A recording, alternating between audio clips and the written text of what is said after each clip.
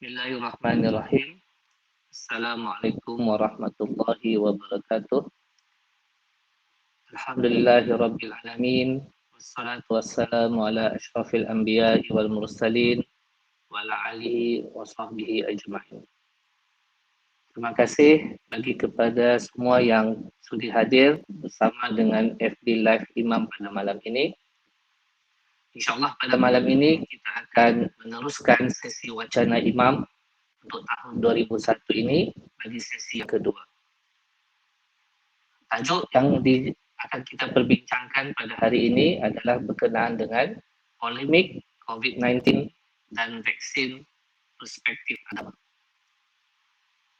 Sebelum saya meneruskan kepada program kita pada malam ini, saya ingin memberikan butiran ringkas tentang apakah itu imam. Imam adalah sebuah persatuan perubatan Islam Malaysia yang telah bermula sejak pada tahun 1989 yang lalu dan memiliki keahlian sehingga kini lebih daripada 2,500 orang yang mana terdiri daripada pakar perubatan, terdiri daripada para doktor, terdiri daripada para kita kata allied health ataupun jururawat, MA dan sebagainya, dan juga terbuka kepada medical student. Wacana Imam 2001 ini telah bermula pada 5/2/2021 yang lalu dengan tajuk Kanser dan COVID-19, cabaran merawat kanser sewaktu pandemik. Link yang berkenaan sesi pertama boleh didapati di dalam Facebook rasmi Imam. Hadirin sekalian, COVID-19 adalah satu varian daripada virus corona. Ia bermula sekitar November 2019 yang lalu di Wuhan, China dan masuk ke Malaysia juga melalui kehadiran pelancong China pada 25 Januari 2020. Kita telah merekodkan kes pertama warga negara Malaysia juga setelah kembali daripada sekitar China pada 4 Februari 2020.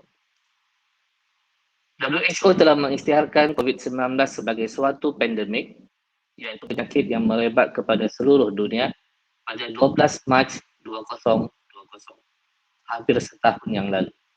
Dan jika kita ingat, pada 18 Mac 2020, kita telah melalui PKP atau Perintah Kawalan Pergerakan atau MCO yang pertama. Sehingga kini, COVID-19 telah merekodkan sebanyak 110 juta kes seluruh dunia dan melibatkan sekitar 2.4 juta telah meninggal dunia. Bagi Malaysia pula, berdasarkan pengumuman daripada Tan Sri Pengarah DG sebentar tadi, sehingga hari ini kita merekodkan sebanyak 277,811 kes dan pada hari ini kita memiliki sebanyak 2,936 kes yang baru.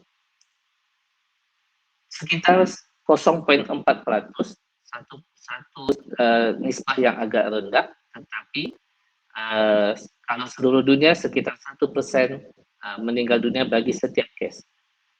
Setakat ini kita telah merekodkan sebanyak 1,043 kes meninggal dunia.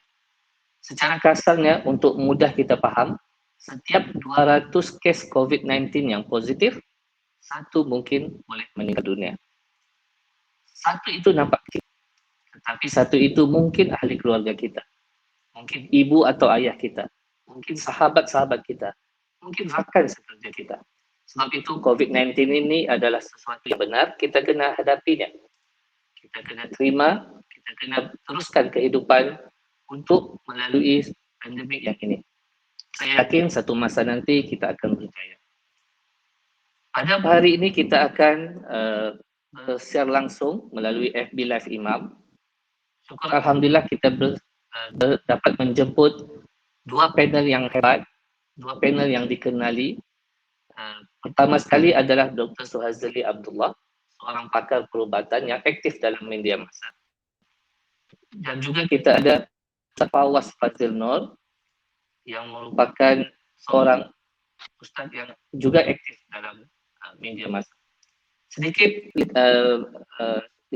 latar belakang Dr. Suhazali. Beliau merupakan anak Kelantan yang sekarang ni berkhidmat di klinik kesihatan, di salah sebuah klinik kesihatan di Terengganu. Beliau telah memiliki ijazah perubatan pertama di Universiti Sains Malaysia Kelantan sebelum melanjutkan kepada ijazah sarjana perubatan keluarga di Universiti Kebangsaan Malaysia. Beliau telah berkhidmat di banyak tempat dan pernah berkhidmat di Sabah, tempat saya, di Keningau, di satu daerah yang agak terpencil, kita kata daerah pendalaman. Ya. Beliau juga seorang yang aktif dalam berbagai NGO, pernah juga menjadi Exco Imam, pernah menjadi seorang presiden Papisma, dan kini juga merupakan salah seorang panel dalam Medical University Malaysia. Secara individu, saya amat mengagumi beliau kerana sentiasa berusaha keras memberi pendidikan kepada kita semua. Ustaz Fazil Nur pula adalah anak kelahiran Kedah, memiliki ijazah sarjana muda syariah Islamiah di Universiti Al-Azhar dan juga sijil kemahiran fatwa di Darul Iftah, Kairah, Mesir. Beliau ini adalah seorang konsultan ataupun penasihat syariah Telaga Biru. Juga seorang yang aktif dalam media, dalam segala aktiviti keagamaan dan juga aktiviti sosial. Untuk memulakan, mungkin kita boleh serahkan kepada Dr. Fazli Abdullah untuk menerangkan tentang bagaimanakah program vaksin COVID-19 yang akan dimulakan di Malaysia yang dijangkakan bermula pada fasa pertama untuk frontliner, untuk Perdana Menteri dan juga frontliner, dijangkakan pada hujung Februari nanti. Dipersilakan Dr. Fazli. Bismillahirrahmanirrahim. Salatu wassalamu ala asyrafil anbiya wal mursalin wa ala alihi wa sahbihi ajma'in. Assalamualaikum warahmatullahi wabarakatuh. Terima kasih kepada Dr. Iqbal, Exco Imam kerana menjadi moderator pada malam ini. Terima kasih kepada Imam Islamic Medical Association of Malaysia kerana sudi menjemput saya untuk berwacana pada malam ini. Yang saya hormati juga Ustaz Fawaz Fadil Muhammad Noor. Lama tak jumpa Ustaz Fawaz ni. Mungkin selepas pada PKP ni tak apa khabar doktor? Minta maaf baru sampai rumah. Alhamdulillah. Masya Allah. Sibuk betul lah Ustaz. Dan seluruh ahli jawatan lah yang dikasihi seluruh jawatan kuasa, para penonton yang dirahmati oleh Allah Subhanahu Wa Taala sekalian. Sebagai pembuka bicara, isu yang kita akan bincangkan pada malam ini iaitu berkaitan dengan COVID-19 dan juga vaksin yang hangat dibincangkan di media massa dan juga kerajaan kita juga sekarang ini bersungguh-sungguh untuk memastikan rakyat secara keseluruhannya mendapat manfaat daripada vaksinasi yang kita akan berikan kepada seluruh rakyat dalam masa yang terdekat. Sebagaimana yang diisytiharkan oleh Perdana Menteri, kalau ikutkan jadual awalnya adalah 26 hari bulan nanti, tetapi Alhamdulillah kita sampai awal vaksin tersebut pada 21 hari bulan, insya-Allah. Itulah yang diberitahu oleh Perdana Menteri melalui sidang media yang lalu. Dan program yang akan dijalankan oleh kerajaan adalah 3 fasa yang utama, iaitu fasa yang pertama adalah untuk diberikan kepada golongan barisan harapan, frontliners, yang terdiri daripada doktor, nurse, pembantu perubatan dan seluruh anggota kesihatan yang terlibat di dalam pengendalian COVID-19. Begitu juga tidak dilupakan juga kepada frontliners yang lain yang juga bersungguh-sungguh dan bersusah payah menjaga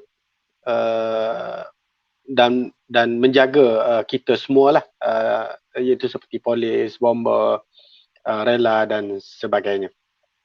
Itu adalah fasa pertama yang insya-Allah akan dimulakan pada awal Mac nanti dan berakhir pada April, lebih kurang dalam 500,000 orang. Kemudian bermula daripada Mei sehingga Ogos, fasa yang kedua di mana golongan-golongan yang berisiko tinggi jangkitan COVID.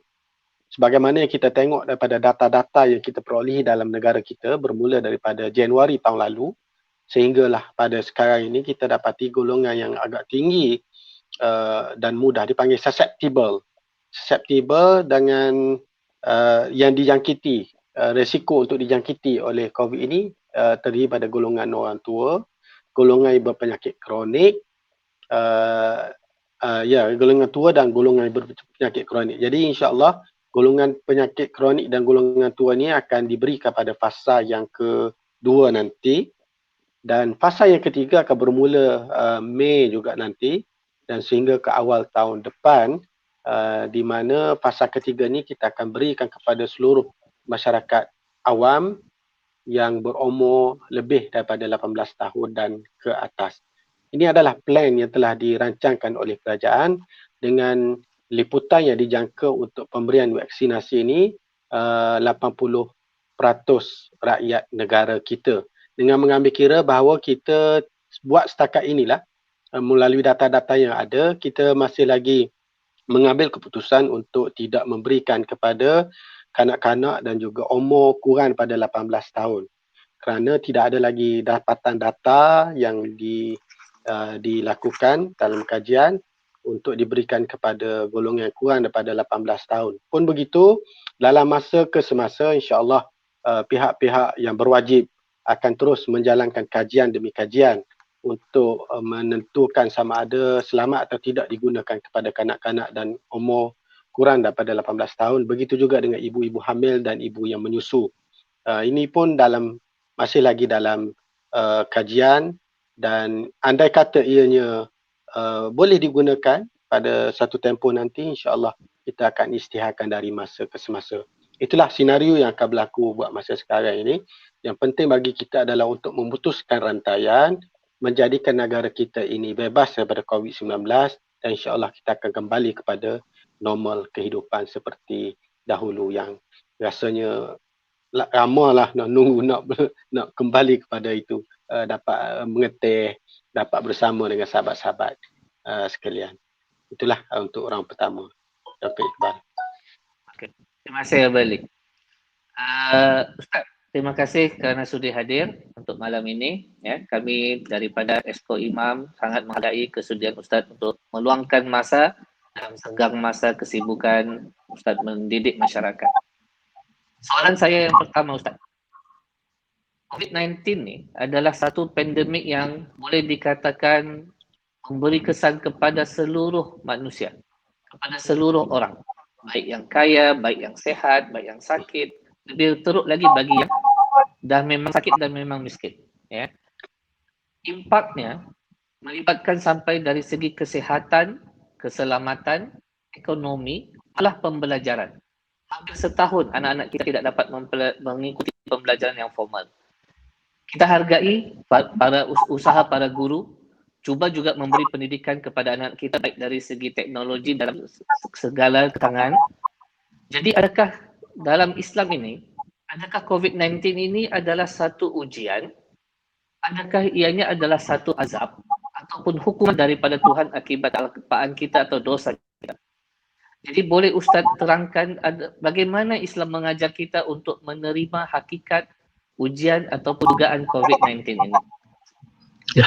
Assalamualaikum warahmatullahi wabarakatuh.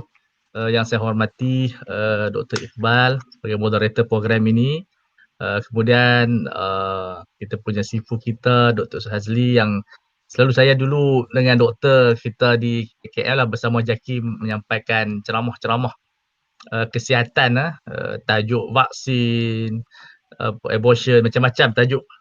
Cuma hari ni kita bincang vaksin yang lebih diperlukan lah dalam keadaan yang orang masih dalam keadaan yang lebih tertekan daripada penyakit HIV ni, kerana menutup semua benda sehingga kan tak tahu nak buat apa.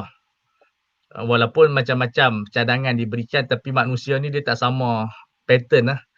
Untuk mengubah manusia ni bukan satu benda yang senang. Kalau senang tak ada dosa dan pahala. Dan sebenarnya apa yang ditimpa kepada kita ni dia mempunyai pelbagai wajah, ya. Boleh kata sebagai hukuman, boleh dikatakan sebagai ujian, boleh dikatakan sebagai satu kita katakan perubahan yang Allah Ta'ala inginkan kepada kita bala. Dan kesemua ni boleh ditafsirkan kerana di sana memang interaksi kita dengan alam tidak baik. Makna dia pandemik corona ataupun COVID-19 ini hasil natijah daripada interaksi dengan alam tidak bagus. Dengan alam sekitar, dengan kemanusiaan. Satu benda tidak akan berlaku dalam bentuk magic. Semua hatta hari kiamat pun, laut terbakar pun sebab kita tahu air itu ada unsur hidrogen, sebab tu dia boleh terbakar. Mana mungkin laut boleh terbakar kalau tidak ada unsur hidrogen. Jadi dia bukan berlaku dalam keadaan yang magic. Begitu dalam pandemik ini, bala yang kita hadapi ini sudah tentu hasil daripada kejahatan tangan manusia itu sendiri, yang mungkin salah interaksi kita dengan manusia, salah interaksi kita dengan alam, sehingga alam itu menunjukkan dia punya feedback yang tidak baik kepada kita. Seperti kata-kata ulama tasawuf, man ahsana ila kulli syai'in ahsana ilaihi kullu syai'in. Siapa yang buat baik kepada alam, alam buat baik kepada dia. So alam ini adalah satu benda yang perlu dijaga dengan baik, yang kita sebut sebagai fiqh persekitaran.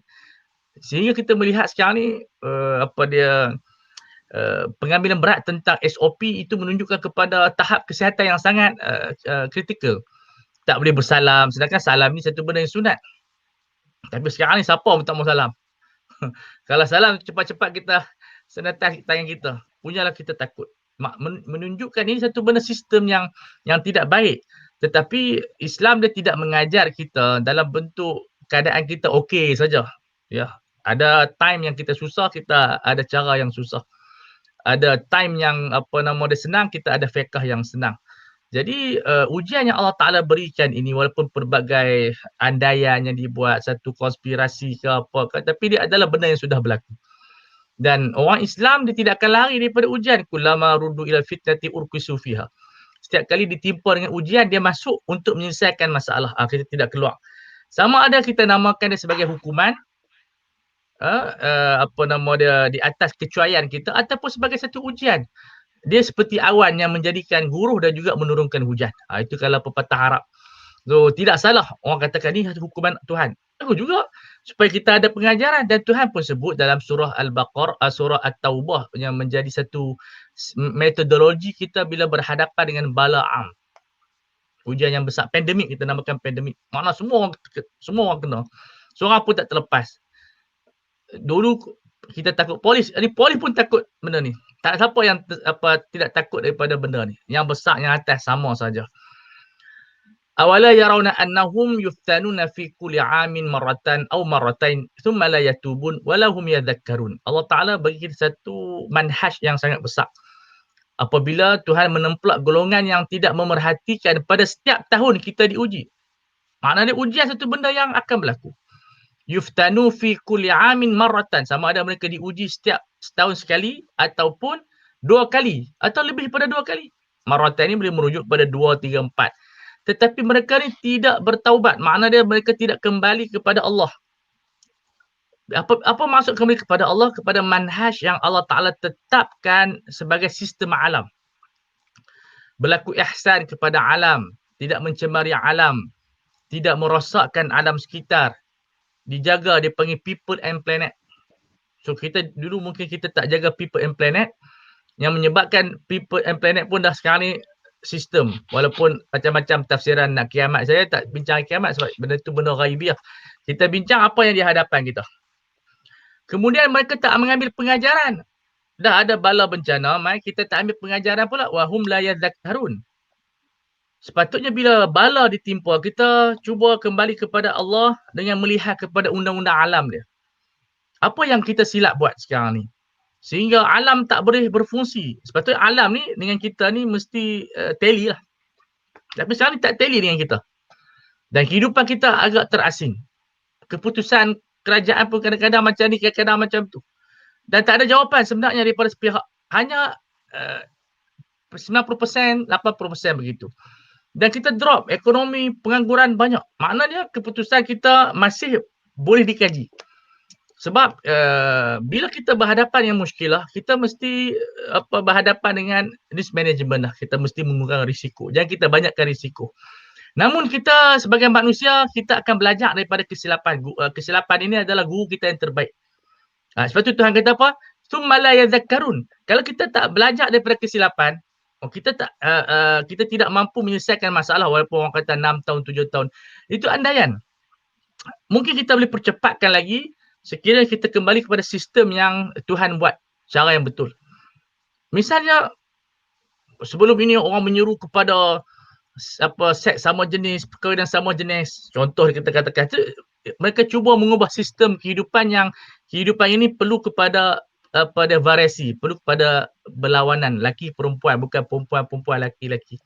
Ataupun mengajak kepada maksiat yang bersifat kemudaratan, minuman keras, dadah dan seumpama dengan dia. Ataupun pembuangan sampah, bahan kimia dan sebagainya yang mencemari alam. Ataupun kita tidak menjaga kesihatan dan seumpama dengan dia. Jadi sepatutnya kita mengambil pelajaran. Summa la yadhakkarun. Kerana kehidupan kita ni mesti berlaku equilibrium, mesti seimbang. Tak boleh kita dalam keadaan kita sekarang ni duduk di rumah dan ada hari ni kes suami cekik bini. Dia stres. Dia makna dia kita tidak boleh hanya melihat kepada kesihatan semata-mata tapi mesti seimbang daripada semua aspek dan kita mesti meringankan. Sebab saya yakin kita nak kata hapus semua, baik, tak syok pula kalau tak ada penyakit, mesti ada penyakit. Tetapi mesti penyakit itu tidak dalam bentuk yang berbahaya. Makna dulu orang takut dulu HIV sampai nak bersalam pun tak mau doktor. Tapi sekarang ni orang dah faham dah berinteraksi dengan HIV itu macam mana. Kan? Dulu kahwin tak mau, orang tak mau buat menantu dah. Tapi kita di mahkamah ada ibu bapa yang faham, dia bagi kahwin. Sebab dia ada langkah pencegahan, cegahan 2 tahun tak boleh tak boleh mengandung. Ya, dia ada dia punya orang kata SOP dia. Jadi kita katakan, dan saya satu benda yang saya rasa doktor, yang bukan saya ralat, tapi kita menganggap COVID ini sebagai musuh. Yang tu saya tak berapa nak setuju. Kerana bila kita dengan musuh ni susah nak selesai. Minda kita bila yang musuh ni kita rasa terbeban. Kalau kita jadikan COVID-19 ni sebagai satu ujian dan juga sebagai satu rakan kita yang bermasalah. Dan maksudnya kita cuba berinteraksi dengan penyakit. Kita yakin kita mampu berkawan dengan yang baik. Sebab musuh ni satu benda yang payah. Apatah lagi musuh dalam selimut. Makna kita memerangi makhluk yang kita tak nampak. Susah. Kemungkinan makhluk ni makhluk Allah Ta'ala yang Allah Ta'ala sengaja utuskan untuk memberikan kita kesedaran. Sebab itu saya peribadi saya tak pernah ajak orang. Tapi saya suka menggunakan kalimah kita kena berinteraksi. Sebab interaksi ni penting. Hatta kalau dengan musuh pun kita tidak bermusuh, kita berinteraksi dengan musuh macam mana. So kalimah-kalimah yang negatif kita kena keluarkan. Kita nak menghapuskan. Dia makhluk. Tetapi bagaimana kita nak mengasingkan dia sebagai satu makhluk yang kita boleh jadikan dia hidup dengan diri dia sendiri. Supaya manusia tidak takut. Kita tidak boleh menjadikan dipanggil dalam sistem pemikiran tahwilul waqi'. Kita takutkan keadaan sampai takut sangat. Dulu saya mula-mula tu nak pergi kedai pun takut. Tapi bila lama tengok 3-4 bulan tak boleh jadikan hidup macam ni. Kita kena ubah minda kita. Dan kita kalau kita sakit pun kita tak boleh lemah. Kita kena fight. Macam mana rakan-rakan kita kanser. Ada doktor kata kamu dah tak dapat hidup dah. Dia fight, hidup balik. Nampak? Rupanya power of mind. Makna kita dalam masyarakat kita kena ubah minda kita. Kalau kita sebut 6 tahun lagi baru nak sembuh. Tu dia. Semua orang drop down. Yang kalau jenis pasif, tak apalah kita tunggu Imam Mahdi lah. Bila Imam Mahdi dah turun, banyak perlu benda pendekatan bahasa-bahasa yang perlu dipergunakan untuk manusia lebih positif. Kalau kita dapat misalnya wala'iyadzabillah kena jangkitan pun, kita anggap benda ni boleh dirawat, benda yang positif. Sebab bila kita menggunakan bahasa-bahasa yang menakutkan, dia panggil takut tak membina kreativiti. Jadi pada permulaan kita tu takut sangat sampai saya rasa saya beli hand sanitizer banyak gila. Terlampau banyak. Sampai kedai tu untung banyak. Jadi saya rasa benda sebegini satu benda yang ilmu yang baru. Saya rasa doktor pun seronok sebenarnya. Iaitu bila datang benda ni orang boleh kaji, kita pun lebih matang. Makna dia macam mana nak memutuskan kehidupan manusia. Sebenarnya kita dalam masa sama yang sedih, tapi sedih tak boleh berpanjangan. Takut tidak boleh berpanjangan. Kita mesti menghadapi kes ini dengan penuh keyakinan bahawa dia adalah makhluk Allah.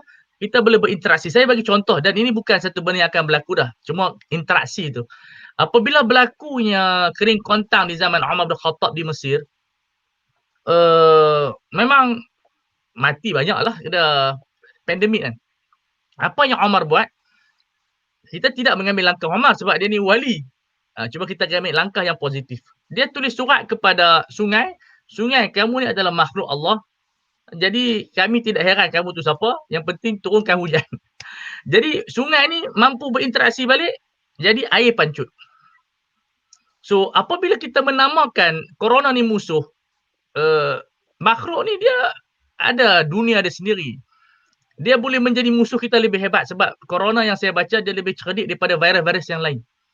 Dia bersembunyi, dia boleh macam ni sampai kita nak takut. Tapi kalau kita mampu berinteraksi dengan saintifik yang baik, kita meyakinkan orang, paling kurang kalau yang kena tu dia positif, dia ni. Tapi dah makin takut, saya rasa itu tidak boleh. Kita mesti ada satu tajdid dalam semua perkara kehidupan kita dan kita yakin bahawasanya ujian yang Allah Ta'ala turunkan ini ada keburukan, ada kebaikan. Cuma kita kena pindahkan keburukan ini kepada kebaikan, seperti kata ulama tasawuf, orang mukmin sentiasa berfalsafah dengan bala. Walaupun bala tu sehingga kalau dia dipotong kaki pun dia kata bagus jugalah, tak boleh pergi berjalan pergi naik club lah. Makna dia ada satu benda yang itu sebagai permulaan saya lah, wallahu a'lam. Terima kasih Ustaz Fawaz. Memang sesuatu yang kupasan yang baik dan memang bagi saya permainan psikologi itu adalah penting. Permainan minda itu penting. Baik sewaktu kita menjaga SOP, sewaktu kita menerima vaksin nanti, sewaktu kita di kuarantin akibat terkena jangkitan atau sebagainya. Ya, kerana memang permainan psikologi ni, COVID ni pada masa sama kita tak boleh mengelakkan sakit COVID. Jangan anggap negatif. Ya. Bagi para pendengar sekalian, kita kena hadapi ini secara bersama. Ya. Baik, saya pergi kepada Dr. Shazali atau lebih mesra dipanggil Abeli. Ya. Kenapa perlunya vaksin? Seperti yang telah diterangkan oleh Abeli tadi tentang fasa pertama, fasa kedua, fasa ketiga. Apakah tidak cukup dengan segala langkah pencegahan SOP yang serasa semua pun sudah menjadi rutin? Penjagaan jarak, penjagaan muka, mask. Ya. Kenapa kita perlukan vaksin? Abeli. Ya, terima kasih Iqbal. Ini adalah soalan yang biasa disebut dan biasa dipertikaikan lah. Kenapa perlu vaksin sedangkan kematian hanya 0.4% dalam negara kita, ramai yang sembuh dan sebagainya. Okey, dalam pengurusan kesihatan dia terdapat dua angle yang utama. Pengurusan kesihatan awam dan juga pengurusan kesihatan perubatan. Di mana kesihatan awam ni dia lebih kepada melihat kepada pencegahan, saringan, pencegahan dan education, dan jika pesakit itu teruk dan sebagainya, barulah dia akan dimasukkan ataupun di kuarantin. Tak semestinya teruk lah, maksudnya positif dan sebagainya, di kuarantin. Dan akhir sekali, kalau perlu dirawat dengan apa segala yang kita ada itu, akan dia rawat dalam ward dan sebagainya. Jadi dua penjuru yang utama ini akan selari di antara satu sama lain. Di mana pertama sekali adalah pencegahan, yang kedua adalah rawatan. Jadi konsep ini adalah sama ke dalam agama kita pun. Ustaz Fawaz mungkin boleh terangkan lagi lepas ni lah. Ya, kita selalu sebutlah bahawa mencegah itu lebih baik daripada merawat dan sebagainya. Dan konsep ini adalah konsep juga yang selari dalam agama kita. Konsep mencegah. Ikhtiar yang kita lakukan adalah untuk menghalang diri kita ini dijangkiti. Andai kata sudah dijangkiti, kita juga perlu ikhtiar untuk merawat. Jadi dua angle ini tak boleh larilah daripada itu. Jadi di antara banyak-banyak yang kita lakukan, konsep yang kita buat sekarang ini adalah FTTIS, iaitu kita find, kita akan test, kita akan trace, kalau ada positif, trace maksud kontak dan sebagainya, dan kita akan isolate, kita quarantine, kita masukkan ke ward kalau teruk, bagi oksigen, kita masukkan ventilator dan sebagainya. Okey, dan beberapa support system yang lain lah, ubat-ubat tambahan yang lain. Sebab sekarang ini seperti mana kita tahu bahawa tidak ada lagi satu definitif ubat untuk membunuh virus COVID. Tidak ada lagi satu ubat. tetapi kita menggunakan modaliti lain, kaedah-kaedah lain untuk menyokong supaya ianya tidak semakin teruk. Dengan kita membagi ubat cair darah, kita bagi ubat anti-inflammatory dan sebagainya.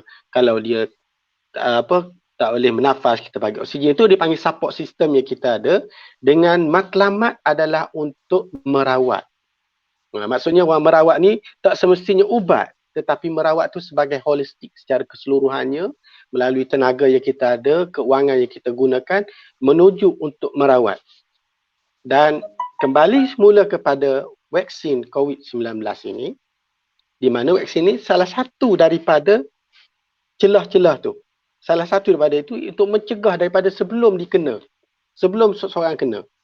Okey, jadi konsep ni sudah lama dan sebenarnya anak-anak kita telah pun diberi vaksin ni dalam 12, 13, sekarang ni dah masuk vaksin pneumokokal untuk mencegah daripada kita terus dijangkiti oleh penyakit-penyakit berjangkit yang secara spesifik. Jadi alhamdulillah, melalui teknologi yang kita ada, melalui perkembangan perubatan yang kita perolehi, alhamdulillah para saintis, para pakar perubatan menemui, membina vaksin. Kalau kita tengok dalam pipeline yang sekarang ni lebih pada 100 lebih pengeluar-pengeluar yang cuba membuat uji kaji vaksin untuk membantu supaya pandemik ini dapat dikawal. Masyarakat dunia dapat bebas semula dan sebagainya. Jadi di situlah pentingnya apabila kita ada vaksin COVID ini adalah untuk memutuskan rantaian, dan akhir sekali virus tersebut tidak wujud dalam masyarakat. Seperti mana Ustaz Fawaz sebutlah, mungkin dia akan berisolasi sendiri, dia ada buat usaha dia sendiri dan tidak mengganggu manusia akibat daripada kita adanya protection dan sebagainya. Dan saya mungkin nak jawab sikit berkaitan orang kata COVID ni sama seperti sesama biasa je. Betul kan? Maksudnya biasa je lah kan. Biasa je maksud. Mati tak ramai. Tumuju alhamdulillah dalam negara kita. Sebab negara kita dah ada dia punya PKP. Dah ada beberapa larangan. Sekarang ni darurat, ada akta-akta tertentu yang kita gunakan dan sebagainya. Semata-mata ingin mengekang supaya rantaian itu putus. Dan alhamdulillah dengan keberjayaan kita buat PKP 1 dan sekarang ni PKP 2 dapat memutuskan rantaian, walaupun tidak semua, tapi dapat mengekang supaya tidak menjadi satu ancaman yang besar dalam negara kita. Sebab kalau kita ikut unjuran, dalam negara kita boleh mencecah kepada, dan sekarang ni lebih pada 277,000 kan total dalam negara kan. 277,000. Dan dia punya positif harian tu ada yang telah sampai 6,000 dan sebagainya. Kalaulah kita tidak ada PKP, kita tidak ada penjarakan sosial, kita tidak adakan akta darurat dan sebagainya, kita pakai lepas bebas je rakyat kita hidup seperti orang di Italy dan sebagainya, kemungkinan besar jumlah itu akan menaik berpuluh-puluh kali ganda. Ini adalah unjuran kalaulah kita tidak mengambil satu langkah yang positif untuk mengekangnya itu. Jadi kalau kita lihat pada jumlah kematian, ya betul, jumlah kematian seperti yang disebut oleh Dr. Iqbal tadi, daripada 200 orang, satu possibility meninggal. Ataupun kita tengok dia punya infection rate, dia punya kadar jangkitan. Kadar jangkitan dalam negara kita masa ni dia akan berubah setiap itu 858.3 per 100,000 orang. Maksudnya dalam 100,000 population, dia punya kadar jangkitan mencecah kepada 858 orang. Jadi kalaulah ia makin tinggi, walaupun tak ramai yang mati, tetapi kita kena lihat bahawa magnitude tu penting. Ni orang tak faham apa magnitude. Maksudnya, daripada jumlah yang dijangkiti itu, walaupun kematian dia sedikit, tapi jumlah tahap klinikal 3, 4, 5 tu 20%. Maksudnya 2 daripada 10 orang yang positif akan masuk ke tahap 3, 4, 5. Di mana tahap 3, 4, 5 ni tahap yang memerlukan oksigen. Yang memerlukan bantuan seperti saya sebutkan tadilah, antikoagulan dan sebagainya. Dan segelintir daripada mereka memerlukan ventilator. Kalau kita tidak kawal benda ni, magnitude jumlah orang yang masuk dalam kategori 3, 4, 5 tu lagi ramai. Di sinilah kapasiti ward kita akan jadi tepu. Petugas kita sebagai yang berada di barisan hadapan makin banyak bekerja. Sebab makin ramai, magnitudenya makin ramai yang akan pergi ke arah itu. Walaupun ramai yang sembuh. Tetapi ramai juga yang akan masuk ke golongan 3, 4, 5. Tahap klinikal tadi, 3, 4, 5. Dan di sinilah kita kena perlu lihat dengan sebaik mungkin supaya benda ni tidak menjadi semakin beban dalam masyarakat kita dan tidak menjadi beban dalam negara kita. Sebab kita bukan melihat kepada angka itu semata-mata, tetapi kita melihat dalam pelbagai sudut yang lain. Bukan tengok dari segi kesihatan, tapi kita kena tengok dari sudut yang lain. Dari segi ekonomi, perlu kita lihat juga. Kalaulah ramai yang dimasukkan ke ward sudah tepu, ubat-ubat yang nak diambil tu, yang nak digunakan tu banyak, kerajaan terpaksa menggunakan banyak duit untuk berhabis untuk merawat dan sebagainya. Di sini perlu dilihat secara holistik bahawa perlunya pemberian vaksinasi, walaupun mungkin pada satu ketika nanti negara kita mungkin daripada sekarang ni 2,900 lebih positif harian, mungkin pada satu ketika nanti dalam sebulan, 2 bulan lagi mungkin dia akan turun 20 kes, 30 kes pun masih memerlukan vaksin. Sebab kalau kita lihat di China sendiri pun, jumlahnya digit saja. Tapi negara China adalah yang terawal dan terulung bagi vaksin pada rakyat mereka. Sebab untuk mengawal daripada walaupun sikit, walaupun jumlahnya 1-2 kes saja, tetapi virus itu masih lagi berada dalam komuniti dan di sinilah boleh mendatangkan satu wabak yang lain pula kalau kita tidak betul-betul mencegahnya dan mengawal. Itulah Iqbal, insyaAllah. Terima kasih Beli. Satu penjelasan yang cukup bagus. Maksudnya pencegahan itu lebih baik daripada merawat. Tetapi ada golongan yang mengatakan langkah-langkah SOP seperti penjarakan masjid, penutupan masjid, ya, dan juga vaksin itu sendiri adalah sesuatu yang tidak Islamik. Mereka mengharapkan sesuatu yang lebih Islamik, first trophy, ya. Jadi dan juga sesuatu yang lebih alami, lebih natural. Apa pandangan Ustaz Fawaz? Adakah SOP vaksin ini tidak Islamik? Ustaz.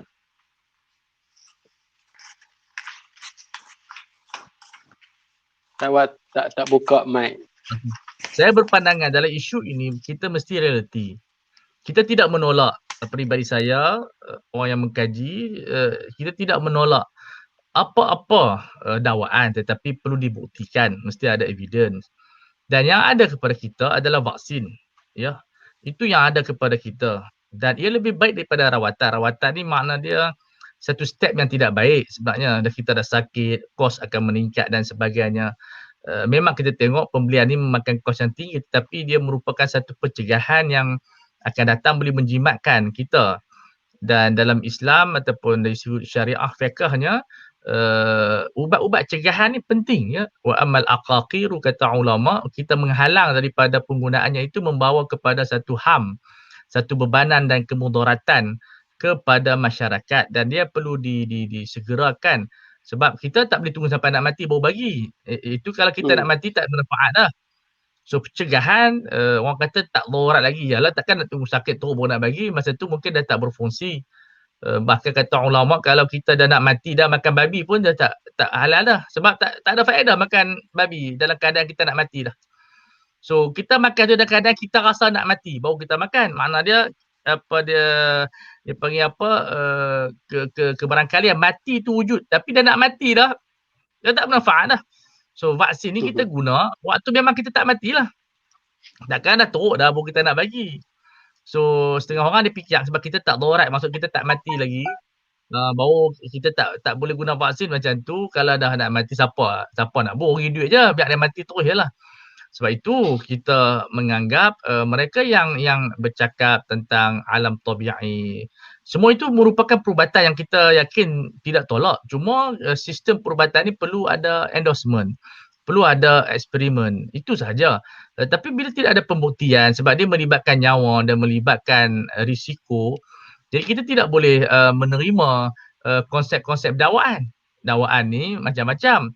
So sebab syariah meletakkan perubatan ini berdiri di atas eksperimen. Bila eksperimen berjaya, maka dia mengesahkan. Dan kita tidak boleh kembali kepada zaman dulu, makna pemikiran zaman dulu, ubat-ubat tumbuh-tumbuhan dan sebagainya. Secara peribadi kita tidak menolak, tapi perlu dibuktikan.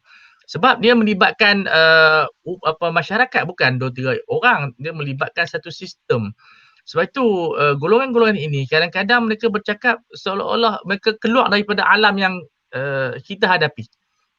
Makna dia, saya juga pernah bertemu dengan sebahagian doktor yang beriman dengan gaya ni. Makna anti surgery, anti semua.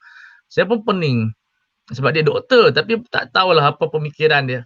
Saya katakan boleh kita nak keluar daripada alam saintifik ni, tapi kena ada ganti yang sama hebatlah.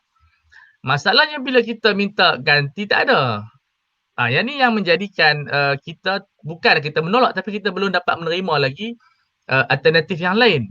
Jadi tapi kalau mereka nak ambil apa dia, orang kata apa, suplemen atau apa tumbuh-tumbuhan yang mereka rasa mereka rasa boleh mencegah, saya rasa saya tak boleh menghalang, tetapi janganlah tolak vaksin.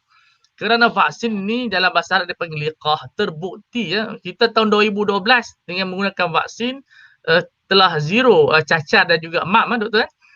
12 tahun 2012 masa kita vaksin yang lain lah. Makna dia konsep vaksin ni satu konsep yang diterima oleh syariah, dan penduduk di Afrika apabila mereka menolak vaksin, macam-macam penyakit mai. Dan syariah tidak mahu macam tu. Syariah dia kalau boleh dia kurangkan sakit ini, sebab sakit ini merupakan benda yang kita kena rawat, wajib rawat. Sakit ni lebih kurang kefakiran lah. Kalau duit di mana-mana dia fakir, kesihatan nama dia sakit.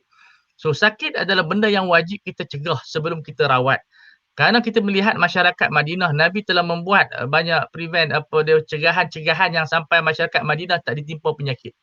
Dan itu lebih kepada penjimatan wang yang banyak yang kita boleh salurkan. Sebab itu dari sudut fatwa kita melihat mufti Perlis, mufti Kedah, mufti wilayah, kesemuanya menyatakan harus, bahkan kalau kerajaan wajibkan pakai semua ambil vaksin, maka dia menjadi satu kewajipan siasat syar'iyah. Ya, memang saya kadang-kadang benda saya suka bincang dalam bentuk yang lebih terbuka. Kita terima banyak pandangan, cuma dari segi pelaksanaan kita mesti menggabungkan semua elemen-elemen yang memperkasakan kita. Jadi jangan kita tolak vaksin dan jangan tolak benda-benda yang kalau kita ada pembuktian kita gunakan untuk kebaikan kita, sebab Allah Ta'ala ni menjadikan ilmu ni lebih luas apa yang kita fikirkan. Kadang-kadang apa yang kita jumpa hari ni bukanlah penghujung dia. Kalau ikut saintis yang saya baca, kita ada lagi 96% alam yang kita tidak temui. Maknanya kajian yang dibuat oleh sekarang ni hanya mencecah 4 hingga 5% saja daripada bumi yang Allah Ta'ala buat. Ada lagi makhluk Tuhan yang kita belum temui. 96% yang kita belum terokai alam ini. Luas alam ini. Kita rasa dah luas alam kita, rupanya ada alam yang lebih luas lagi. Kita tidak tahulah kalau 200 tahun lagi apa lagi penemuan, apa lagi kajian sains yang kita akan jumpa. Macam-macam. Jadi kita tidak boleh menerima aliran yang macam menolak kemodenan ini. Kerana memang Islam menggalakkan moden dalam bidang sains. Kita tak boleh. Saya petang tadi saya bukanlah kritik, tapi saya minta doktor tu jelas. Ini sebagai satu tambahan lah. Saya kata sistem kita pantang orang beranak lah. Kita masih mengekalkan pantang 100 hari. Saya katakan kenapa perlu 100 hari? Kenapa angka tu tak boleh ubah jadi 60 hari, jadi 40 hari? Kan lebih efektif. Pasal apa kita nak kena paksa diri kena 100 hari baru kita habis pantang? Sebab benda ni bukan urusan agama. Agama memang kita tak boleh ubah 5 waktu lah. Tapi dunia ni kita boleh ubah sistem. Jadi kenapa kita menyekat kemodenan dalam sains? Sains mesti berkembang. Sains mesti maju ke depan kerana dia akan bagi fasiliti. Jadi kita sekarang ni vaksin merupakan fasiliti yang sangat bagus.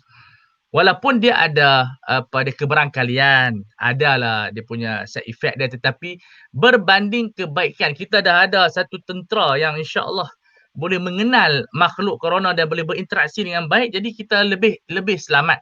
Dan segi akal pun tanpa kita melihat kepada syariah, vaksin benda yang baik. Okey, depa kata babi. Babi pun benda yang baik jadi ubat. Kita dengan babi pun janganlah bermusuh teruk sangat. Dengan babi kita bermusuh. Semua benda kita bermusuh. Okeylah, depa kata ni babi musuh kita, Yahudi datang daripada Yahudi. Tak semua datang daripada Yahudi ni haram. Jadi muskilah pemikiran kita ni terhalang bila kita melihat kebaikan tu datang daripada mana. Oh, daripada khinzir, so kita tak boleh berkawan dengan khinzir. Oh, daripada Yahudi, so kita tak boleh. Dahlah kita tak boleh ambil daripada lembu. Lembu lambat. Lembu ni Tuhan makhluk untuk makan lah. Mungkin dia punya tubuh badan dia tak sama dengan manusia. Babi ni Tuhan bagi adalah makhluk yang pertama lah selepas manusia, dia adalah makhluk yang sama dengan kita. So kata ulama seperti Ibnu Hazm, kalau ada makhluk seperti khinzir ini, dia baik untuk kita, maka dia menjadi halal. Maka tak timbul isu yang dikatakan babi lagi sebab proses yang dibuat itu proses yang saintifik. Ya, saya tak tahu nak ulas macam mana dia saintifik, makna dia telah menjadi makhluk yang lain walaupun mungkin dikatakan ada bahan khinzir, kalau ada lah. Kalau ada pun Setakat ni benda tidak ini ada. dah tidak ada lah lagilah. untuk kau. Lagilah lebih selamat. Tapi bagi saya makna kalau ada pun dia bukan jadi problem kepada kita. Dia bukan jadi problem. Satu saya suka sebut babi tu supaya kalau ada makhluk lain dia ringan lagi lah. Kemudian kalau main daripada Yahudi pun takkanlah salah dia main daripada Yahudi. Jadi Yahudi satu perkara, agama dan musuh itu satu perkara yang lain. Tapi ini benda yang telah dikenal pasti dan Menteri KJ pun telah menyebutkan selamat. Makna 90 berapa doktor? 96%? 95%. 95%. Ya. Jadi apa dia, memang tak ada benda dalam dunia ni hidup 100%. Itu kaedah syarak. Ini disebut oleh Imam Izzuddin Abdul Salam, tak ada dalam dunia ni melainkan zon. Kita sembahyang sekarang ni, kita tak kata 100% kita sembahyang sah. Mesti ada kemungkinan tak sah. Mungkin ada. Kemungkinan Allah tak terima pun ada. Kita meniaga, kita tak kata 100% kita untung. Orang yang buat tu semua menipu ya. Yang kata 100% untung, itu menipu. Mana boleh, mesti ada risiko. Doktor buat surgery, dia hanya ambil 90%. Kalau 100%, mana ada 100%. Kalau tak adalah orang apa cabut gigi pun mati. Mana dia tersilap apa buat. Kalau 100% tak akan berlaku kematian bila abuse. Jadi makna dia kita hidup berdasarkan 90%. Kalau mereka tuntut 100%, maka dia saya rasa mereka kena duduk di alam yang lain. Planet Pluto, Marikh, ataupun tempat-tempat yang bukan sistem dunia. Sebab sistem dunia, kata ulama, berdiri di atas 90%. Saya bagi contoh saja. Kita dengan pak kita ni, 100% lah kita anak dia. Kemungkinan dan banyak kes di luar. Bila mereka buat DNA, bukan pak dia. Tapi kita tak boleh buat macam tu, doktor. Kalau buat macam tu, rosak rumah tangga. Nak kira 100% ni. Memang boleh 100%, tetapi syariat dia tak buat macam tu. Dia kira 90%, nampak rupa sama. Tak buat DNA pun tak apa. Rupa nampak, ni hidung aku ni kira anak aku lah. Dia kira macam tu, dia kira kita dah bagi nasab dah. Jadi syariat macam tu. Jadi tak bolehlah golongan ni tuntut sampai 100%. Memang dunia tak berinteraksi macam tu. Yang saya kesan ya, mereka tak ada alternatif. Maksudnya tak ada satu pilihan yang baru. Kalau mereka tolak, mereka bagi satu ganti kepada kita yang lebih mesra alam, saya rasa siapa pun tak tolak. Tapi hanya berlegar-legar dalam forum dan menghentam. Jadi kalau mereka tak mau terima, mereka kena duduk sorang-sorang di rumah lah. Jangan melibatkan orang lain. Kerana ini merupakan keputusan kerajaan yang melibatkan pakar-pakar, melibatkan ulama, melibatkan menteri dan sebagainya. Saya melawak tadi, saya kata, kalaulah tak berkesan, ganti rugi semua kat kerajaan. Makna dia ada satu, ada warranty. Jadi jangan takut. Tapi kalau kita pergi tempat yang tidak rasmi macam kerajaan, kalau apa-apa terjadi, siapa nak ganti? Tak secure. Tapi yang ni kerajaan akan bayar kita ganti rugi, insya-Allah. Tapi tak tahulah dalam baru je diumumkan 3 hari lepas Datuk KJ dah umum persetujuan dari kabinet, apa-apa permasalahan kerajaan akan menanggung. Kerajaan Bahkan kita bagi free lagi, lepas tu nak tanggung lagi apa-apa. tu dia makna kos rawatan apa semua insya-Allah. Sebab tu saya hari tu doktor bila keluar yang volunteer tu saya pergi daftar tapi kita ada penyakit doktor tak bagi orang lain dulu lah. Kalau boleh kalau nama saya boleh masuk bulan 3 ni walaupun bukan frontliner masuk selit-selit pun tak apalah ya. InsyaAllah. Baik. Terima kasih Ustaz, terima kasih. Penerangan yang cukup jelas dan saya rasa kita boleh ambil ibrah pengajaran daripada penerangan Ustaz tadi. Saya berbalik kepada Abeli balik. Kita dipahamkan ada 5 jenis vaksin yang bakal dibawa ke Malaysia. Jadi persoalannya kenapa 5? Kenapa tak satu saja seperti yang dilakukan di Singapura, mereka mengambil Pfizer, seperti dilakukan di Indonesia, mereka menjalankan vaksin Sinovac daripada China. Kenapa kita 5? Jadi sebelum balik kepada 5 tu, boleh Abeli terangkan secara ringkas perbezaan antara 5 vaksin tu. Abeli. Ya, terima kasih. Seperti mana yang telah diisytiharkan oleh Perdana Menteri kita pada 12 Januari yang lalu, alhamdulillah kita telah secure satu vaksin iaitu Comirnaty yang dikeluarkan oleh Pfizer BioNTech. Itu adalah kita dipanggil perolehan awal yang kita dapat hasil daripada sebab Pfizer ni antara calon vaksin yang pertama telah membuktikan bahawa mereka berkesan 95%. Jadi kita kena grab lebih awal benda tu. Ibarat sepertinya ginilah. Apabila kita masuk persatuan, jadi orang yang masuk persatuan tu akan diberi keutamaan dahulu. Jadi masuk persatuan dia ada yuran persatuan dan sebagainya. Jadi dalam konsortium pembelian dan perolehan vaksin ini telah dibuat oleh badan-badan dunia. Contohnya negara kita ni masuk dalam COVAX, satu konsortium untuk perolehan vaksin ini. Jadi apabila kita masuk dalam persatuan tersebut, kita pertama sekali kita akan dapat lebih murah. Lepas tu kita akan dapat lebih awal. Dia dapat lebih awal. Dan daripada yang awal itu, alhamdulillah kita telah memperoleh Pfizer yang namanya Comirnaty sekarang ni yang kita akan guna dan telah pun kita jalankan perjanjian. Tapi daripada jumlah itu, ramai lagi negara-negara lain berebut-rebut nak. Jadi di sini orang panggil demand tu tinggi. Dalam pelbagai negara nak. US pun dah beli, UK pun dah beli dan negara-negara lain pun berebut nak beli. Ni sama dengan konsep orang berniaga. Konsep perniagaan. Kalau banyak beli, jadi permintaan tu tinggi. Apabila permintaan tinggi, pengeluaran tak banyak. Jadi di sini kita blok lebih awal. Alhamdulillah. Dan di sinilah apabila permintaan banyak untuk dia agih-agihkan kepada ahli-ahli yang lain. Jadi di sini kita mungkin tak dapat kesemuanya. Kalau tak dapat semua, jangan kita tolak semua. Maksudnya kita akan dapat sekadar yang kita boleh dan kita mencari alternatif vaksin yang lain. Seperti yang saya sebut tadi, dalam dunia sekarang ni lebih pada 100 lebih syarikat yang dalam proses pembangunan. Dah masuk fasa ketiga pun dah banyak. Dan alhamdulillah kalau mengikut daripada apa yang telah dinyatakan oleh Perdana Menteri, 5 setakat ini selain daripada Pfizer, insya-Allah akan juga dalam proses yang dijalankan oleh MOSTI iaitu AstraZeneca daripada UK. Begitu juga dengan Sinovac and CanSino daripada China dan satu lagi Sputnik daripada Rusia.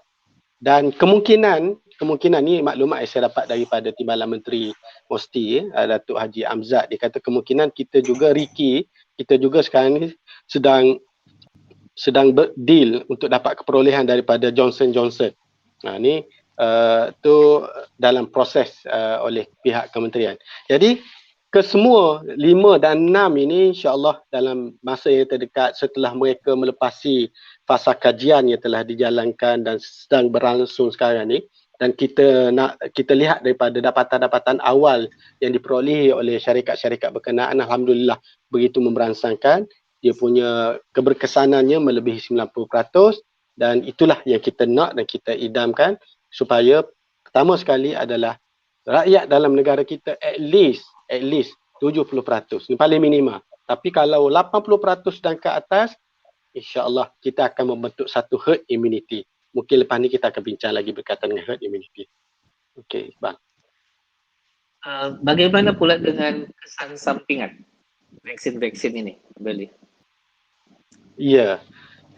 Ini juga satu isu yang agak hebat diperdebatkan berkaitan dengan kesan sampingan.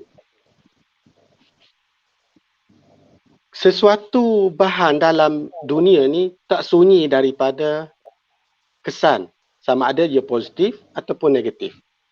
Kita makan, kesan positif dia kenyang. Tapi ada juga yang kesan negatif. Setengah orang, contohnya makan nasi. Ada orang tersedak makan nasi. Ada orang alergik dengan udang dan sebagainya. Maksudnya, dia ada kesan sampingan.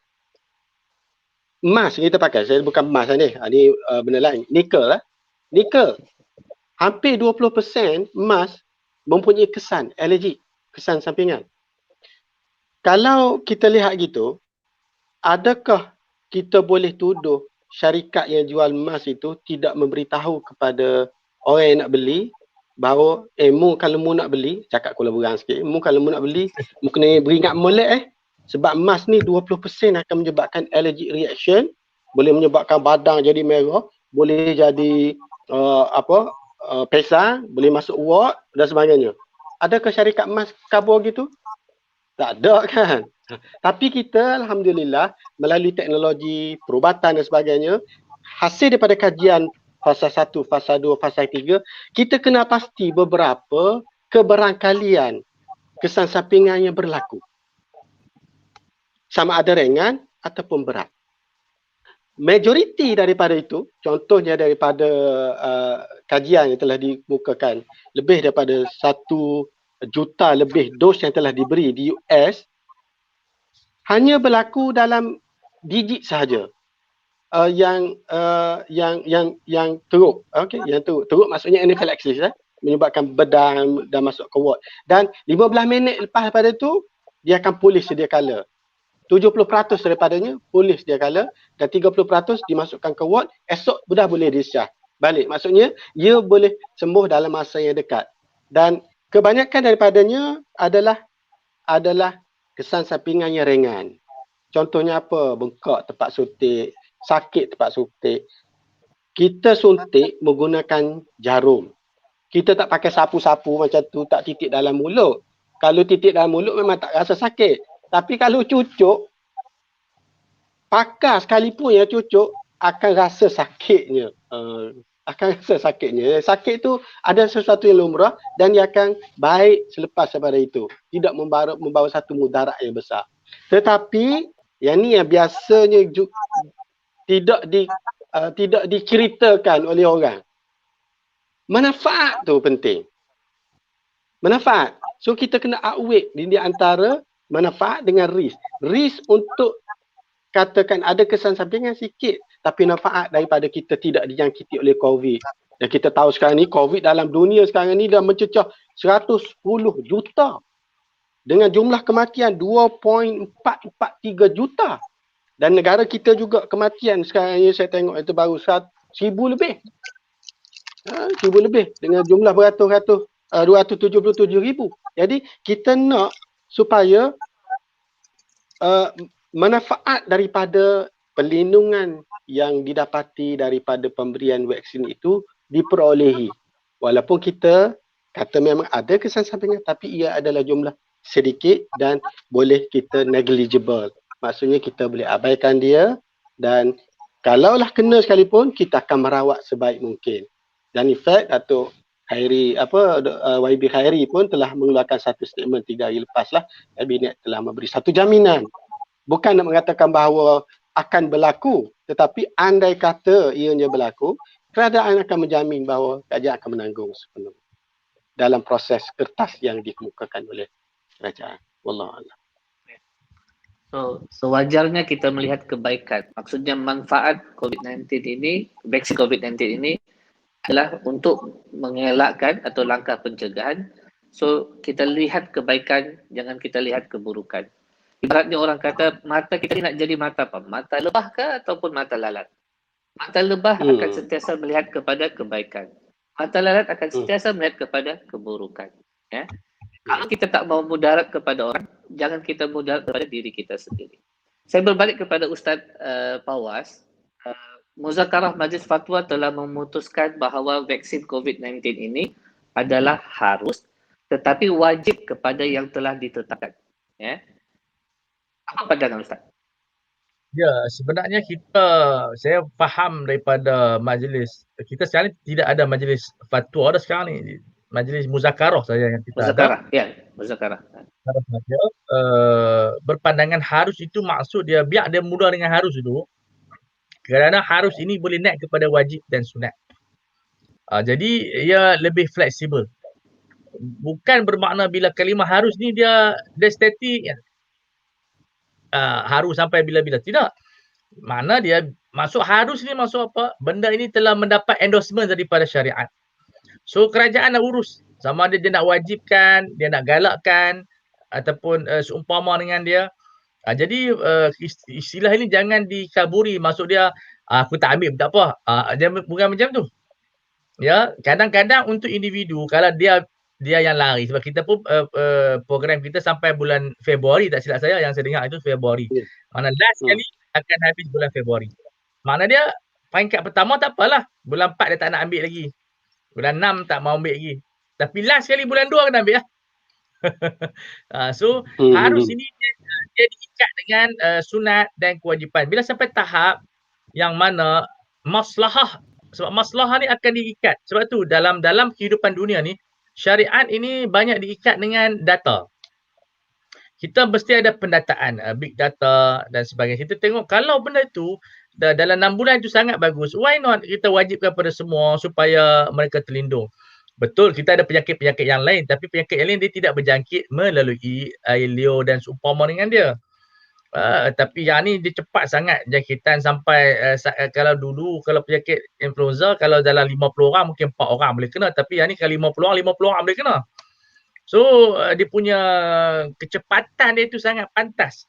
Sebab tu kita menyokong majlis muzakarah menyebutkan harus, tetapi kalau kerajaan nampak dengan maklumat yang diberikan oleh KKM dan juga pakar-pakar perlu semua orang ambil, maka sama ada mereka enggan atau tidak enggan, kerajaan boleh wajibkan mereka ambil.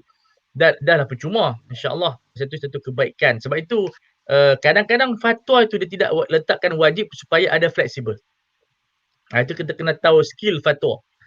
Dan kajian, sebenarnya kajian medicine pun mereka ada satu kajian, saya tak pasti dia ni buat habis tak habis, sebab dia pernah interview saya.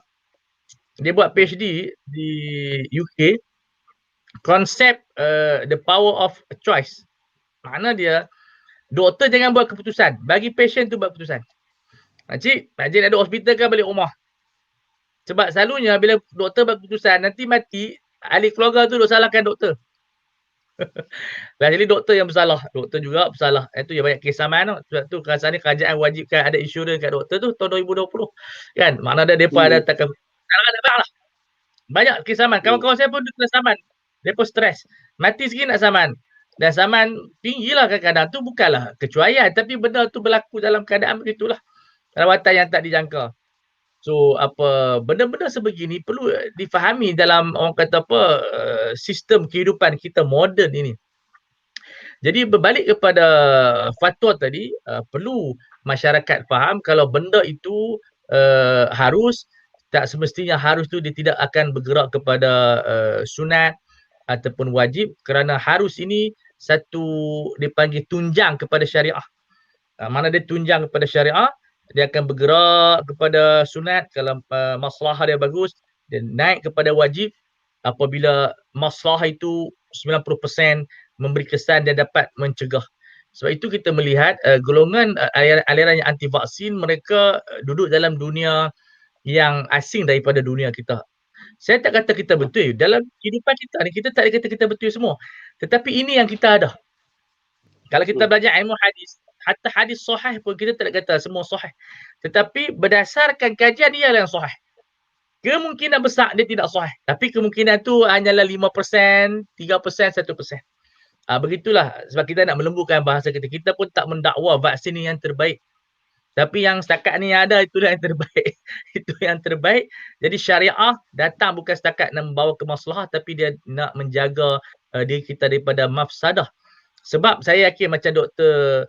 Syazli sebut tadi, kalau kita dah ada ni kemungkinan insya-Allah kita boleh hidup yang lebih baik.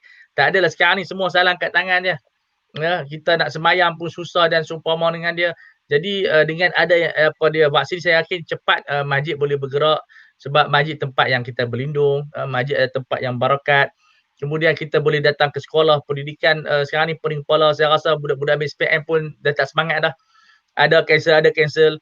Makna dia di sini kita perlukan doktor-doktor yang lain pun turun, doktor psikiatris ke, doktor-doktor yang bukan setakat merawat fizikal tapi minda supaya masyarakat dia dapat move on. Dia tidak damage. Tapi saya yakin masyarakat Malaysia alhamdulillah masyarakat yang mudah disusun berbanding masyarakat yang lain. Tapi sebab kita lihat kes-kes langgak tak banyak mana lah, walaupun ada tapi kita secara peribadi kebanyakan rakyat Malaysia ni kira cemerlang lah, dia patuh. Yang ada tu bukan dia tak orang patuh, dia tak tahan lah. Dia tak ada lah macam mana. Yang ni pun kerajaan kena ambil ni jugalah, janganlah saman banyak sangat. Itu saya tak apa setuju saman banyak sangat. Kena ada pendekatan yang lain lah.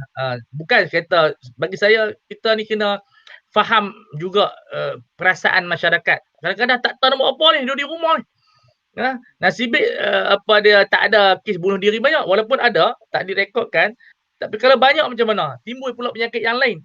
Sebab tu kita tengok keseimbangan. Kita tak ada kata kita suruhlah baca Quran, berzikir. Itu masyarakat yang kecil yang boleh baca Quran, dia berzikir, dia bersuluk. Tapi masyarakat kita ni masyarakat awam yang hidup mereka gelak ketawa, tiba-tiba mereka lari daripada kehidupan. Dari situ makna dia perlu ada bantuan-bantuan yang lain. Rancangan TV, kerajaan kena hidupkan keceriaan. Dia tak boleh masukkan kesedihan. Maklumat tu mesti sikit ada kegembiraan. Saya bagi contoh dah, kalau saya baca banyak, saya banyak dia terlibat dalam fiqh perubatan walaupun bukan doktor tapi terlibat dalam fiqh perubatan dari sudut etika perubatan. Doktor ni dia kena masukkan kegembiraan kepada pesakit macam kanser dan sebagainya. Kalau dia main, kamu ni tak ada harapan, esok pi, mungkin tak sampai esok, hari ni dah pi dah. Tapi doktor yang bijak, dia mempunyai skill psikologi yang dia bagi encouragement. Tak apa, cik, saya banyak kes yang insya-Allah ada yang sembuh. Orang tu sebab kita ni bila jumpa doktor ni kita serah semua. Doktor kata lompat tak ada ya lompat lah. Makna dia punya kita serah diri pada doktor tu. Doktor cucuk. Kalau dia mesat lagi dahsyat, dia cucuk semua punggung sebab dia kata punggung tu cepat sembuh. Betul doktor. Maksud dia demam pun cucuk. Dia cucuk pegang macam ni, saya pernah kena. Dia pegang macam ni, macam pegang pisau. Macam tu. Kita serah nak buat macam mana kan. Lepas tu kalau kita ambil darah, tak ada letak alkohol dah, tak ada lah, dia cucuk macam tu lah, pam. Sebab orang sana keras. Tapi saya tengok mujarab, tak sakit betul tak sakit. Sini kita sapu dulu ni, sapu lap. Cik, dia sembang kita. Punyalah saya ikut, tapi saya duduk meset. Saya rasa lambat sangat sebab kita di meset. Dia main pap macam tu lah. Dah lali lah. Tapi kalau buat di sini saya rasa orang viral tu. Nurse begitu cuai buat macam tu. Budaya berlainan. Tapi maksud dia kita perlukan maklumat yang sahih tetapi kegembiraan sikit. Kata pujangga dia kata apa? Ma adhaqal aisha laula fusatul amal. Betapa sempitnya kehidupan kalau tak ada harapan. So kerajaan, pihak atasan perlu masukkan kata-kata yang memberi semangat. Harapan, bantuan sebab manusia ni pengurusan mereka, saya baru ni forum dengan Dr. Nurul Syuhaida, dia pakar sekretaris di Shah Alam. Dia kata banyak sekarang ni. Makna dia penyakit mental ni di antaranya kewangan lah. Di antaranya kewangan. Dan sebab itu kita bimbang sekarang ni, bila kita hanya sembang penyakit saja, orang tu tak ada duit. Dan kita nak minta makna dia penyelesaian lebih holistik. Kita tak boleh kata sabak ni kadang-kadang dia macam kita jurih ayak minyak gas kepada api. Lagi kita tuang minyak gas tu, api lagi membakar. So kadang-kadang kalimah sabak ni kalimah yang bahaya. Makna dah sabar cik, dia penumbuk kita. Kita suruh dia sabar, dia penumbuk kita. Ni teruk. Jadi kita perlu seimbang dalam semua kehidupan kita. Sebab itu golongan-golongan yang menolak vaksin bagi saya, mereka kena diam diri dulu. Biar kami cuba dulu. Kerajaan cuba, pihak KKM bagi dulu sampai bulan Februari, kita tengok hasil dulu. Kalau tak berjaya, kita minta mereka punya percubaan pula. Kalau mereka ada lah. Kalau tak ada. Kalau tak ada, kita pergi Raja Bomor lah. Terima kasih Ustaz. Saya berbalik kepada Abeli. Tadi Abeli ada menyebutkan tentang herd immunity, ya. Dan itulah juga kenapa kerajaan berhasrat untuk melaksanakan vaksin kepada warga negara dan juga bukan warga negara, ya. Dan targetnya adalah sebanyak 2/3 daripada penduduk Malaysia ataupun sekitar 70%. Apakah kepentingan herd immunity ini, Abeli? Ya, herd immunity ni ke bahasa Melayu ni disebut immunity secara kelompok. Sama kita masuk dengan insurans kelompok lah macam mana? Insurans kelompok. Maksud insurans kelompok kita cover kan? Kita dah masuk insurans, kita dah cover. Maksudnya apa-apa yang berlaku kita terlindung daripada itu. Jadi apabila ini adalah kajian yang dikemukakan bahawa apabila sesuatu populasi, sesuatu lokaliti itu tinggi dia punya liputan pemberian vaksin, jadi lokaliti, komuniti tersebut akan terlindung. Terlindung maksudnya dilindungi daripada penyakit. Dilindungi oleh penyakit berjangkit. Kalaulah liputan tu kurang, contohnya kita boleh lihat, contohnya kes measles di Filipina pada tahun 2016 dan 2017. Pada tahun tersebut berlaku isu berkaitan dengan vaksin denggi, menyebabkan ramai orang dah skeptikal, ramai yang tidak ambil. Daripada 70% pada peringkat awal tahun 2016, 70% daripada rakyat di Filipina tidak menerima vaksin, tak nak vaksin. Dan tahun berikutnya turun pada 55%. Dan tahun 2019 turun sampai ke 48%. Dan kita dapati bahawa jumlah measles ataupun campak meningkat beratus-ratus kali ganda sehingga ke ramai kematian mencecah kepada ratusan kematian. Akibat apa? Akibat punca penyakit sudah masuk dalam komuniti. Sudah tidak ada perlindungan di situ. Jadi di sinilah penting apabila kita sudah ada capaian kita melebihi 70% dan kalau boleh lebih daripada itu lagi lah 80%. Jadi hanya segelintir sahaja yang kita kata mereka mungkin tidak layak untuk menerimanya. Contohnya orang yang imunokompromis, orang yang orang yang kanser dalam rawatan, orang yang ada penyakit-penyakit yang memang tidak boleh, penyakit-penyakit darah tertentu yang tak boleh diberi injection dan sebagainya. Segelintir daripada itu saja. Mereka ini akan masuk dalam kelompok dan tidak maksudnya dia punya perlindungan tu akan di-cover oleh orang yang dah bagi. Saya bagi contoh macam inilah. Contoh kalau dah satu padang tu ada berkumpul ramai orang. Di mana ramai daripada mereka tu adalah pakai kelumbung, pakai tudung, perempuan semua. Pakai tudung warna hitam contohnya, semua. Jadi kita orang lelaki ni tengok ke padang tu, semua hitam. Maksudnya kita kata, semua perempuan. Kita pun tak nak masuklah sebab perempuan. Padahal ada seorang dua yang lelaki. Jadi AJK ke, apa ada seorang dua tu, jadi AJK ke dan sebagainya ada. Tapi kita tak nampak yang sikit tu kita tak nampak. Tapi kita nampak yang banyak. Jadi virus ni juga, dia tengok, dah dilindungi. Jadi dia tak berani nak masuk. Gitulah. Ni ada analogi. Tapi yang sebenarnya, itulah kajian mendapati bahawa kalau melebihi daripada 2/3, melebihi 70% ke atas, insya-Allah sesuatu lokaliti itu akan dilindungi. Yang ni yang kita risau. Andai kata ada di kalangan kita yang menolaknya, yang anti dan sebagainya, turut kempen dan sebagainya, dan kita dapati jumlah measles dalam negara kita, kalau kita tengok sejak daripada tahun 2015, 2017, 16, 17, 18, 19, jumlah yang menolak makin meningkat sehingga pada tahun 2019 lebih daripada 1,600 individu yang menolak. Dan dalam masa yang sama, kita tengok pada tahun 2015 hanya lebih kurang dalam puluh-puluh je yang menolak. Tapi 2019 16, 17, 18 dia makin naik sehingga 2019 lebih kurang dalam 1,600. Dan dalam masa yang sama kita tengok jumlah measles demam campak, demam campak tu juga meningkat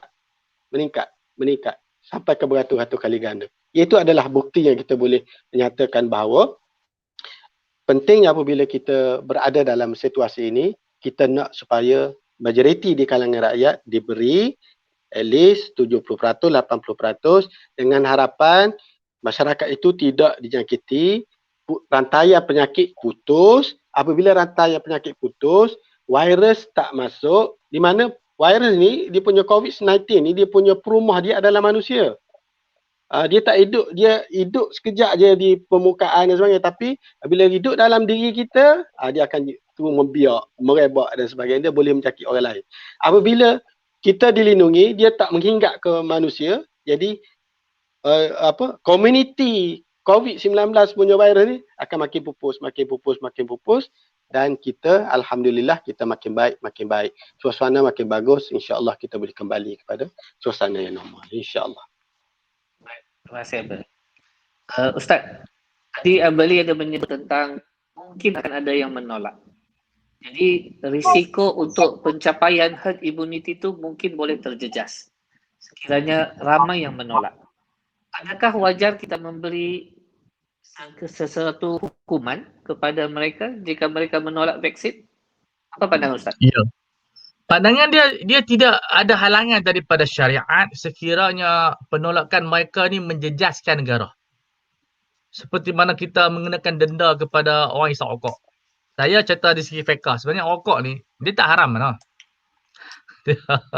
Dia benda orang kata apa, kemudaratan dia bukanlah jangka masa pendek. Dia long term. Tetapi apabila makin ditambah dia punya orang dapat ingredient dia ada macam-macam, kemudaratan yang makin membesar. Akhirnya daripada makruh rokok tu jadi haram. Tak apalah, haram. Kemudian dia boleh efek kepada golongan dia panggil second, kemudian third, kan, masuk second hand daripada orang yang kedua dan pada orang ketiga seperti bayi yang mengangkat-angkat. Yang menyebabkan kemudaratan yang makin tinggi. So kerajaan tengok mengenakan macam-macam tindakan orang yang hisap rokok di tempat awam, denda dia banyak. Sedangkan rokok ni orang kata hak peribadi lah. Minum arak pun tak ada siapa nak kena denda melainkan tempat-tempat yang ni. Apatah ini penyakit yang mana kalau dia seorang boleh kena sampai 10-20 orang. Kadang-kadang tu itu tengok ramai punya. Kluster dia tu, kluster yang di Kedah tu. Ramai. Kedah tu okey lah. Yang dekat Jitra tu. Dengan dia disebabkan dia pergi kedai tu, habis. Punya ramai. Maka di situ kerajaan wajib ambil tindakan. Ya, yang sesuai. Yang ni ditimbang oleh pengamal undang-undang, mereka akan lihat. Tetapi dari sudut syariat, dia tidak ada halangan. Kerana apabila dia sengaja, apatah lagi kalau kita sengaja pula nak memindahkan. Di sana ada penyakit dari sudut psikologi dipanggil penyakit dengki masyarakat. Dia panggil hasadun ijtima'. Ini sangat bahaya. Dia macam golongan HIV yang menyebarkan HIV mereka di tempat-tempat awam. Seperti dia pergi tempat kedai gunting rambut, dia pun tak bagi tahu. Dan ada orang yang kena HIV, dia pergi Bali, dia buat bekam. Dia kena dekat tempat bekam tu. Sebab itu, ada kes banyak. Dan doktor lebih tahu lah macam mana kadang-kadang jangkitan tu kesian dekat nurse, dekat orang yang buat tu. Mungkin sekarang itu, dia pun selalunya ambil darah pakai sarung tangan. Tapi kadang-kadang tu dah biasa, lama-lama dah biasa sangat. Dia tak ikut peraturan. Terkena tengok, alamak kena HIV. So benda itu apabila ada tindakan sengaja, itu lagilah berjenayah. Makna dia ada orang yang dia sengaja untuk menjadi ejen penyebaran, di situ kerajaan kena letakkan satu undang-undang yang ketat lah. Maksud sebab itu undang-undang perlu untuk menjaga kestabilan. Apa-apa falsafah nak jaga kestabilan. Bukanlah kita ni nak hukum orang, tapi kalau tak letak undang-undang, orang tak takut. Nabi pun bersabda, Allah merahmati kalau seorang ayah letak kayu ataupun rotan dekat pintu. Barat dia tak terima falsafah ni. Bagi dia, apa pun tak boleh buat. Rotan anak pun tak boleh sembelih. Sampai sini sekarang ni, sembelihan dia pertama lah. Depa bina kultur, daging kultur, iaitu daging yang tak disembelih. Kan otak depa dah tak faham, binatang ni bukan untuk kita belah, untuk kita guna. Jadi kepala otak mereka dah tak faham dah. Barat dia mempunyai satu falsafah yang dipanggil sebagai creative chaos. Depa rosak dalam bentuk kreatif. Makhluk binatang ni untuk kita, bukan jadi bos kita. Tapi mereka dah faham macam tu. Binatang kena kawan kita. Kita tak boleh buat apa-apa sebelah, tak boleh apa, tak boleh. Jadi mereka dah rosak kefahaman. Anak-anak ni pun begitu. Ibnu Sina pun kata anak-anak kadang-kadang kena didik dengan rotan. Ni Ibnu Sina yang mereka kagum. Sampai tak boleh rotan sangat, sampailah sekarang ni tu dia. Anak-anak dah jadi melampau, anak murid jadi melampau. Tapi bukan kita suruh rotan, tapi mesti ada undang-undang lah. Letak ni kalau melampau ke rotan. Dan Pok pun tak mau rotan, tapi terpaksa. Tapi kalau duduk di Switzerland apa semua, kita masuk penjara. Itu dia punya point dia. So undang-undang mesti ada supaya orang tak menjadikan penyakit dia tu dijangkiti. Sebab Nabi suruh asingkan unta yang sihat dengan unta yang sakit. Jadi perlu ada di sana undang-undang yang mencegah. Sebab bagi saya kalau tidak ada undang-undang, dia tak berjaya lah untuk kita buat vaksin ni kepada menyeluruh. Ya. Alhamdulillah kita telah hampir kepada penghujung segmen kita pada malam ini. Saya memberi peluang kepada Dr. Swazli untuk memberikan sepatah dua kata sebagai rumusan kepada perbincangan kita pada hari ini, diikuti oleh Ustaz Fawaz. Okey, terima kasih kepada Dr. Iqbal sebagai moderator. Dua perkara lah yang perlu sebagai rumusan. Yang pertama sekali adalah marilah sama-sama kita berusaha dengan kerajaan untuk membantu supaya rakyat kita semakin hidup dalam keadaan yang selamat dan sihat melalui konsep ataupun kaedah-kaedah yang sedang dijalankan, yang pertama. Yang kedua adalah ikhtiar yang kita jalankan insya-Allah bermula pada akhir bulan ini dan awal bulan depan, Mac, iaitu dengan pemberian vaksin. Yang kedua adalah saya nasihatkan kepada para penonton supaya dapatkan maklumat daripada yang ahli, iaitu Kementerian Kesihatan, ada jawatan kuasa yang khas diwujudkan, jawatan kuasa akses vaksin dan sebagainya dalam negara kita. Itu penting supaya kita tidak mengambil maklumat-maklumat yang tak betul, maklumat yang bias, maklumat yang sengaja diputar belikkan dan sebagainya. Jadi apabila kita mendapat maklumat-maklumat yang putar belik, tak betul, itu menyebabkan kita menjadi satu persepsi yang buruk. Kita menyebarkan benda yang tak baik. Adakah ini umat Islam yang sepatutnya? Tidak. Kita nak kita mendapat maklumat yang sahih, maklumat yang betul daripada badan yang berautoriti dan sebagainya. Kalau kita mencedok daripada pihak-pihak yang tidak berwibawa, maka kita akan sentiasa berada di satu jalan yang makin jauh. Dan Islam sendiri pun tidak menyuruh supaya kita berbuat demikian. Wallahu a'lam. Ustaz Fawaz. Ya, saya yang pertama saya ucap terima kasih kepada pihak imam dan saya terima kasih kepada Tuan Moderator dan saya amat happy hari ini dapat bertemu semula dengan Dr. Swazli. Dah lama dah tak bertemu dan saya ucap terima kasih kepada pihak dan kepada penonton-penonton lah. Mudah-mudahan dapat manfaat daripada penerangan gabungan ni. Saya selalu sebut di mana ceramah di hospital, di tempat-tempat perubatan, di universiti, betapa eratnya fiqh dengan perubatan. Seperti kata Al-Imam Syafi'i rahimahullah, al-ilmu ilmani, ilmu al-fiqhi lil adyan wa ilmu at-tibbi lil abdan. Dua ilmu yang sangat rapat, iaitu ilmu syariah fiqh untuk akhirat kita dan ilmu perubatan untuk badan kita. Jadi kata Imam Syafi'i, kalau kita nak cari rumah pun cari dekat dengan hospital, dengan ada ulama, sebab dua ni manusia yang kita perlukan. Jadi gabungan ini sangat penting. Tak boleh kita ada di sana renggangan, ada kita kata keretakan yang mana orang fiqh bercakap tanpa ada maklumat medik dan medik bercakap tanpa ada maklumat fiqh. Itu satu benda yang jalan yang tidak betul. Allah Ta'ala menjadikan berlawanan ni adalah kelengkapan. Subhanalladzi khalaqal azwaja kullaha mimma tumbitul ard. Saya ada terjemah kitab Fiqhul Mizan bahawasanya dunia ni berdiri di atas dua sayap. Makna dia sayap lelaki dan sayap perempuan. Sebab tu kita tak terima konsep-konsep apa dia LGBT ni sebab dia berdiri di atas satu sayap. Begitu dalam dunia apa kita, tak boleh satu sayap perubatan saja seorang-seorang sampai kita tidak mengendahkan apa kata-kata ahli syariah. Dan ahli syariah juga tidak boleh berdiri di atas satu sayap, perlu kepada sayap perubatan supaya kita menggabungkan elemen. Sebab semua dunia wujud di atas dua elemen. Dan Allah Ta'ala menyebut maksudnya Tuhan yang menjadikan semua benda berpasangan.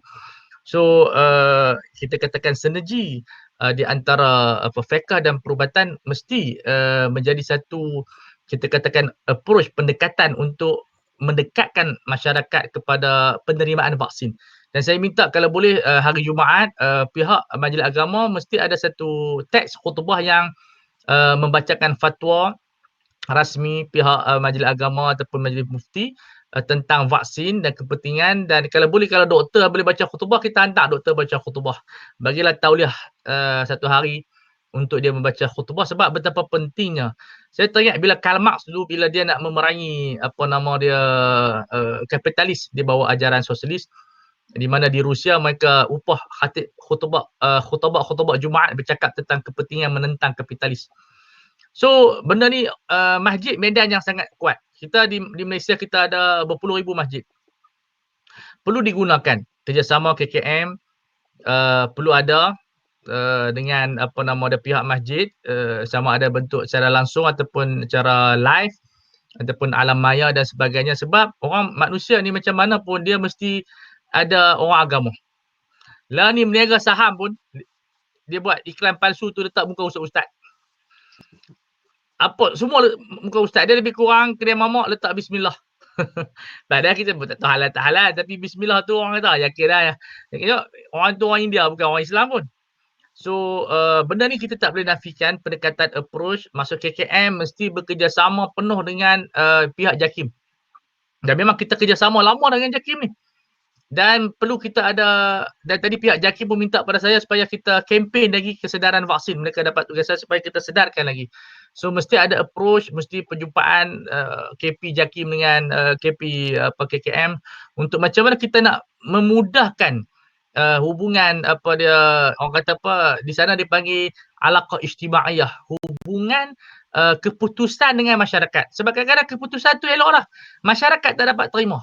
Di situ kita kena ambil approach sains sosiologi, sains bagaimana untuk membentuk penyampaian fatwa yang menyatakan harus atau wajib vaksin dan keputusan kerajaan untuk vaksin nak sampaikan kepada orang bawah mesti ada hamzah wasal. So hamzah wasal ni adalah khutbah-khutbah, radio-radio, IG kita, sama ada artis ataupun selebriti kita gunakan supaya kerajaan tak menghadapi masalah. Sebab doktor, ingat saya ceramah doktor dulu, mereka minta apa logo halal kat ubat. Ada pernah doktor cerita dulu satu benda yang saya menarik perhatian lah. Jadi doktor bagi analogi apa nama dia, roti canai pun kita tak minta logo halal walaupun kita patut minta lah, tapi kita tak tanya banyak lah. Dia ada orang macam tu.